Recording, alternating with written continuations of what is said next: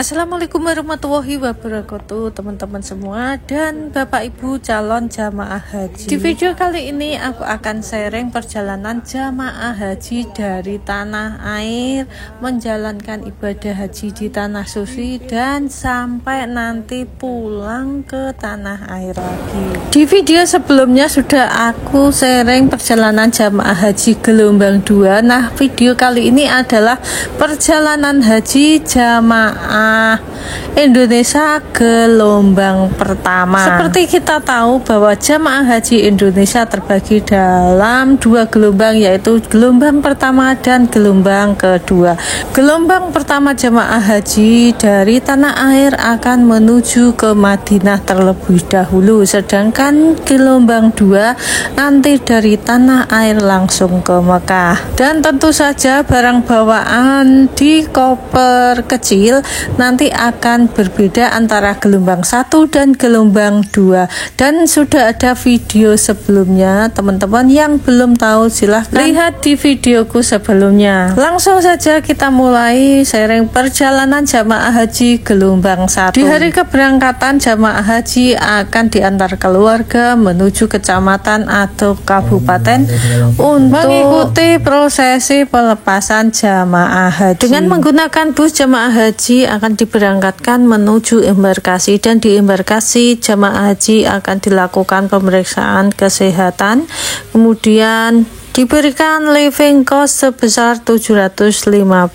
real, dan juga dibagikan gelang identitas atau gelang haji serta paspor. Di embarkasi jamaah haji menginap selama 24 jam untuk persiapan keberangkatan. Di embarkasi haji jamaah haji akan mengikuti upacara pelepasan dan juga keberangkatan dan pemeriksaan barang bawaan. Dengan menggunakan bus, jamaah haji diantar ke bandara keberangkatan. Di bandara keberangkatan ini jamaah haji akan dilakukan fast track, yaitu pemeriksaan dokumen serta foto wajah. Jadi nanti ketika sampai di embarkasi tujuan yaitu di Madinah, jamaah haji tidak dilakukan screening atau foto wajah lagi. Selanjutnya jamaah haji naik pesawat dengan tertib. Selanjutnya akan menuju ke Bandara Amir Mahmud bin Abdul Aziz di Madinah. Perjalanan naik pesawat ini nanti akan memakan waktu kurang lebih 10 jam dengan 1 jam transit untuk mengisi bahan bakar. Di dalam pesawat, jamaah haji harus mengikuti petunjuk dan arahan petugas. Selama perjalanan ini jamaah haji akan mendapatkan 2 kali makan besar dan 1 kali snack serta minuman. Jamaah haji bisa memilih minuman teh, kopi, ataupun susu serta jus. Sesampainya jamaah haji di Bandara Amir Muhammad bin Abdul Aziz di Madinah, jamaah haji menuju ke imigrasian selanjutnya dengan arahan petugas diberangkatkan menuju hotel di Madinah. Sesampainya di hotel di Madinah, jamaah haji istirahat, selanjutnya melaksanakan sholat 5 waktu di Masjid Nabawi. Menuju ke Masjid Nabawi, jamaah haji jalan kaki karena letak hotel cukup dekat, sekitar 100-600 meter dari Masjid Nabawi. Jamaah haji akan berada di Madinah kurang lebih selama 8 hari dan nanti selanjutnya diberangkatkan ke Mekah. Beberapa kegiatan yang dilakukan jamaah haji ketika di Madinah itu, yang pertama adalah sholat 5 waktu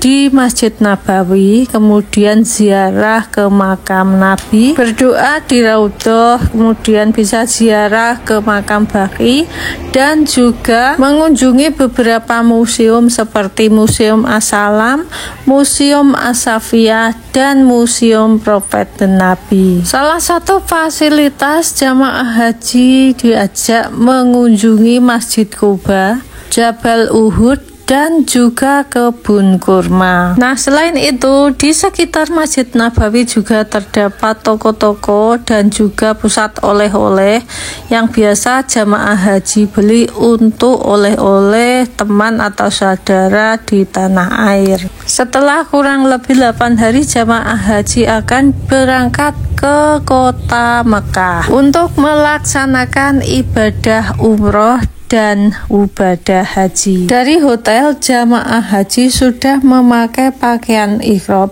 kemudian akan melaksanakan umroh, dan umroh ini jamaah haji akan mengambil mikot di Masjid Bir Ali.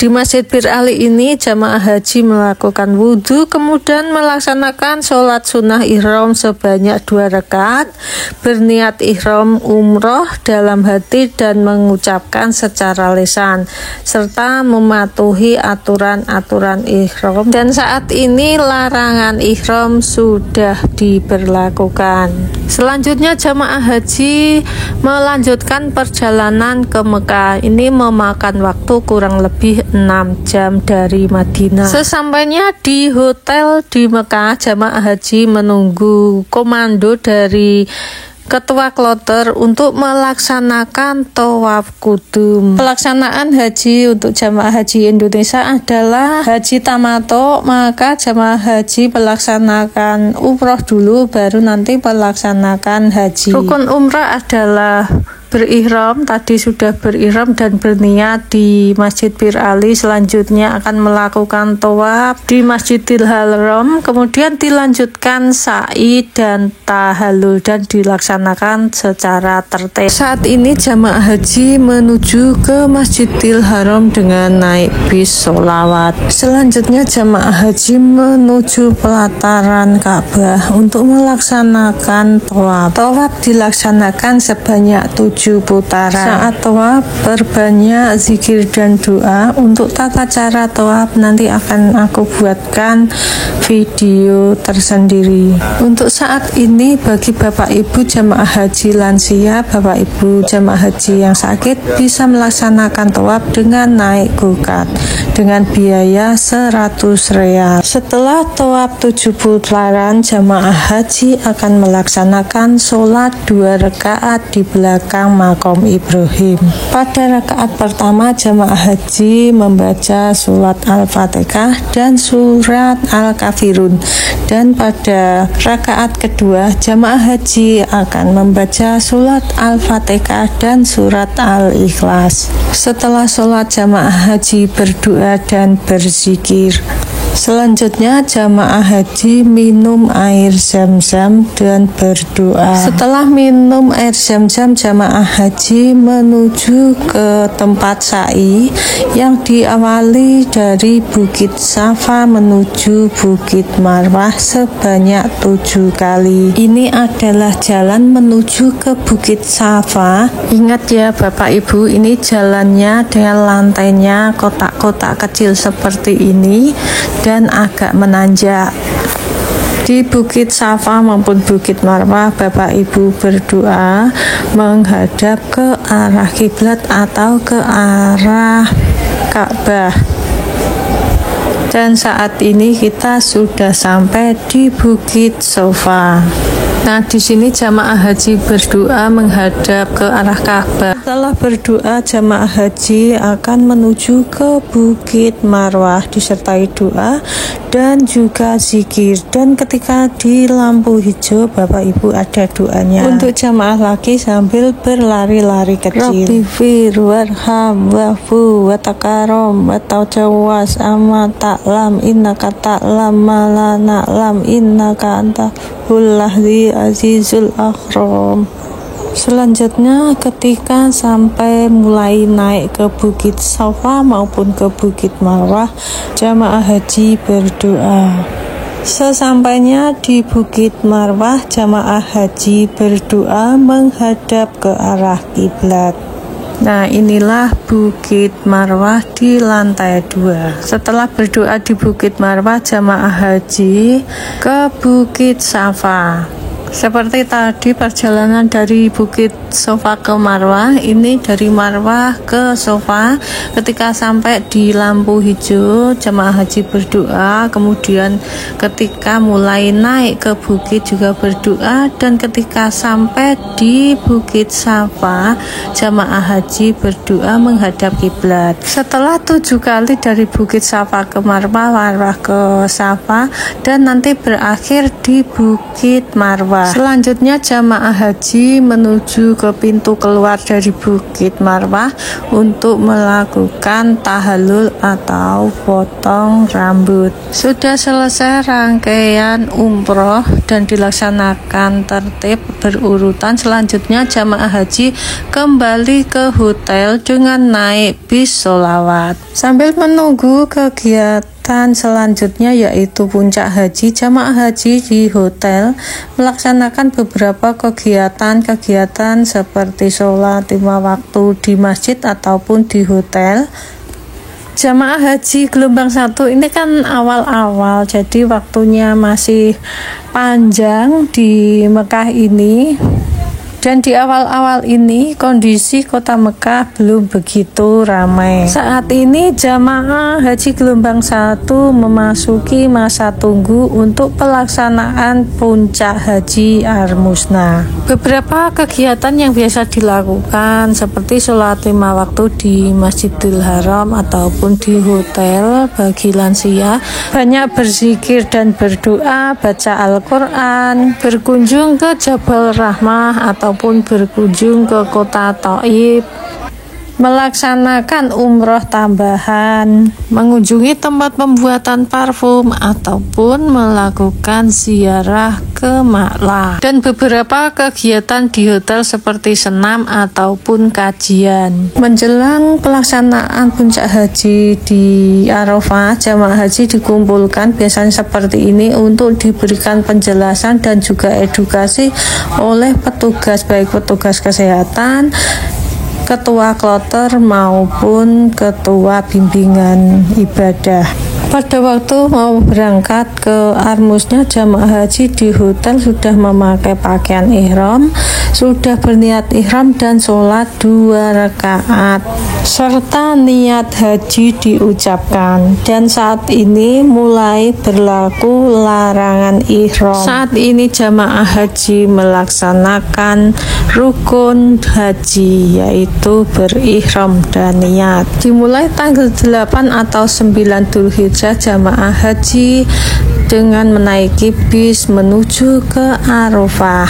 Sesampainya di Arafah, jamaah haji menempati maktab atau tenda masing-masing. Di Arafah ini jamaah haji banyak berdoa, berzikir, dan juga membaca Al-Quran serta sholat. Wukuf di Arafah merupakan rukun haji, jadi seluruh jamaah haji wajib wukuf di Arafah. Jika meninggalkan wukuf di Arafah, maka hajinya batal atau tidak sah. Bagaimana dengan jamaah haji yang sakit dan menginap di rumah sakit Mekah? Jamaah haji yang sakit akan dibawa dengan menggunakan mobil ambulan dan melakukan safari wukuf. Wukuf di Arafah dimulai pada tanggal 9 Dzulhijjah dari tergelincirnya matahari. Kegiatan ketika wukuf di Arafah yaitu jamaah haji berdoa, berzikir, sholawat, baca Quran, kemudian sholat duhur dan sholat asar di jamak takdim, qashar, dan juga doa wukuf serta mendengarkan khutbah wukuf.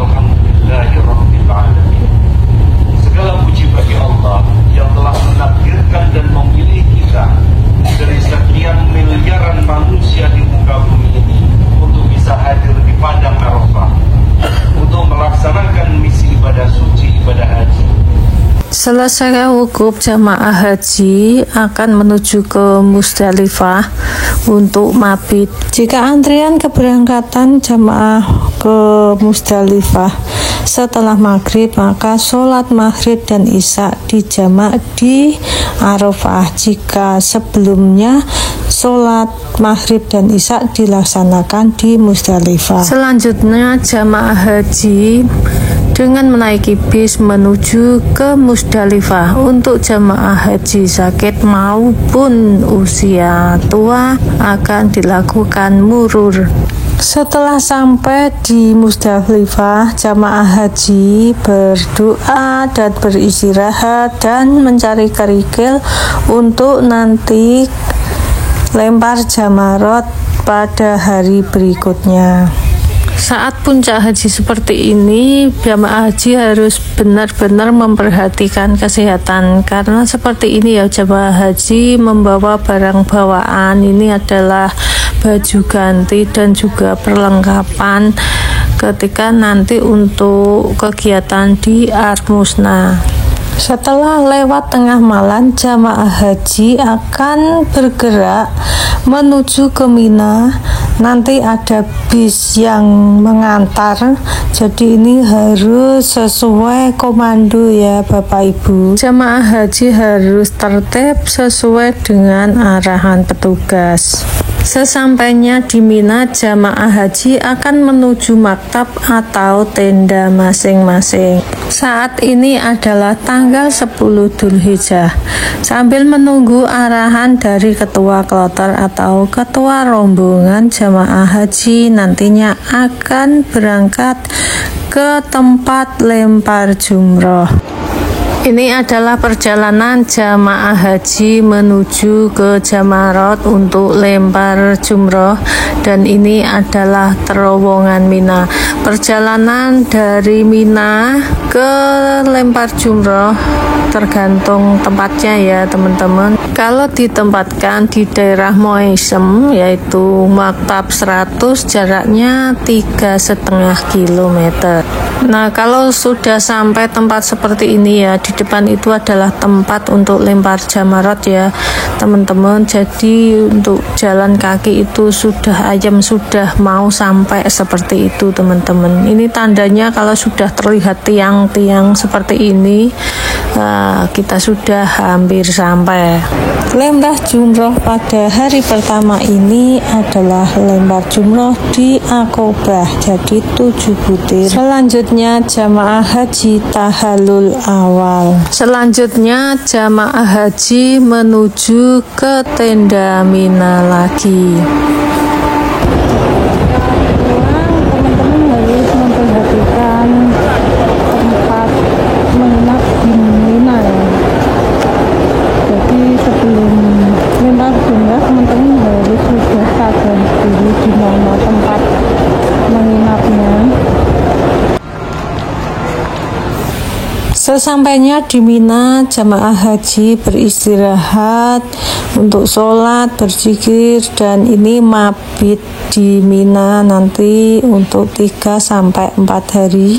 Apakah mengambil nafar awal atau nafar sani? Di hari kedua di Mina, yaitu tanggal 11 Dzulhijjah, jamaah haji menuju ke tempat lempar jamarot lagi untuk lempar jumroh. Untuk lempar jumroh kali ini ada 3 yaitu lempar jumroh Ula, Wusta, dan Aqobah. Jadi ada 21 kerikil ya, 7 di Ula, 7 di Wusta, dan 7 di Aqobah. Setelah lempar jumroh, jamaah haji kembali lagi ke Mina. Di Mina, jamaah haji istirahat lagi dan beberapa kegiatan untuk mabit di hari kedua. Dan besok hari di tanggal 12 Dzulhijjah jamaah haji akan pergi lagi ke tempat lempar jumroh. Ini di tanggal 12 Dzulhijjah jamaah haji berangkat berjalan kaki melewati terowongan Mina menuju ke tempat lempar jumroh. Lempar jumroh ini di Ula, Wusta, dan Aqobah.